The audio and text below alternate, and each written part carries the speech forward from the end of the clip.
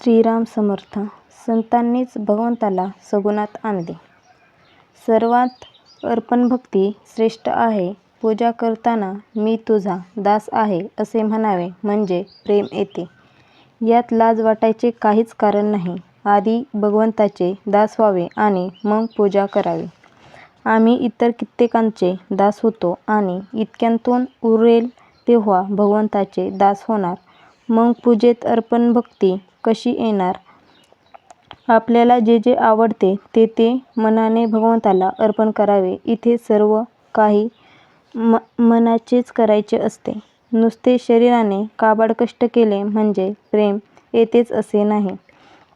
चित्त विषयाकडे ठेवून भगवंताची सेवा करणे म्हणजे अंगचोरपणा आला. असा अंगचोरपणा करू नये. भगवंताकडे मन लागायला सगुणोपासना उत्तम होय. सर्व लोक या ना त्या रूपाने सगुणाचीच उपासना करणारे असतात. ठरलेली वेळ आणि ठरलेली साधन असावे म्हणजे त्यामध्ये प्रेम येते. आपण ज्याची उपासना करतो तो तरी सगुणामध्येच असतो ना, म्हणून त्याला सुद्धा मग ती सवय लागते. आपण ज्या मूर्तीची उपासना करतो त्या मूर्तीमध्ये तेज वाढत असते. ज्या मूर्तीची उपासना एखाद्या साधूने केलेली असेल त्या मूर्तीमध्ये फार तेज असते आणि ते पुष्कळ काळ टिकते. शिवाय ते इतरांनाही उपयोगी पडते.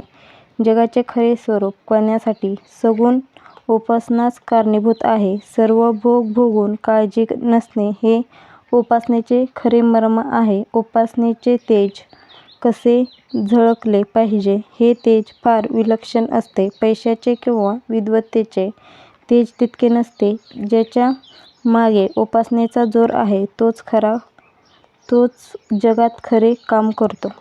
एक बाई डोळे झाकून बसली म्हणजे तिला एक देवी दिसे. त्या बाईशी देवी बोलत असे आणि प्रपंचातल्या वगैरे सर्व गोष्टी कशा कराव्यात हे सांगत असे. परंतु बाईने ध्यान करणे सोडून दिल्याने तिला देवी दिसणे बंद झाले. तसेच एक मुलगा डोळे झाकून बसला म्हणजे त्याला पांढरी दाढी असलेला एक साधू दिसे. कसे वागावे, काय करावे वगैरे सर्व गोष्टी तो त्या मुलाला सांगत असे. परंतु मुलाने ध्यान करणे सोडून दिले आणि तो दाढीवाला दिसेनासा झाला. या गोष्टींचा अर्थ असा की आपल्याला सांभाळणाऱ्या शक्ती आपल्या मागे असतात. त्यांची उपासना आपण सोडू नये. भगवंताला सगुणामध्ये आणला हा संतांचा आपल्यावर फार मोठा उपकार आहे. संतांनी आपल्याला सांगितले की ही दृश्य मूर्ती तुझी आहे.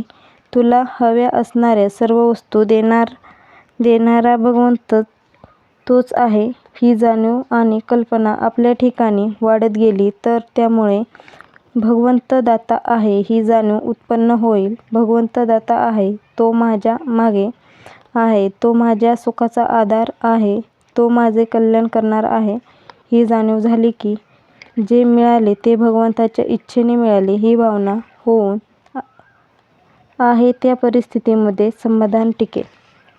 आजचा बोध: आनंदरूप परमात्मा मिळविण्यासाठी सगुणोपासना पाहिजे.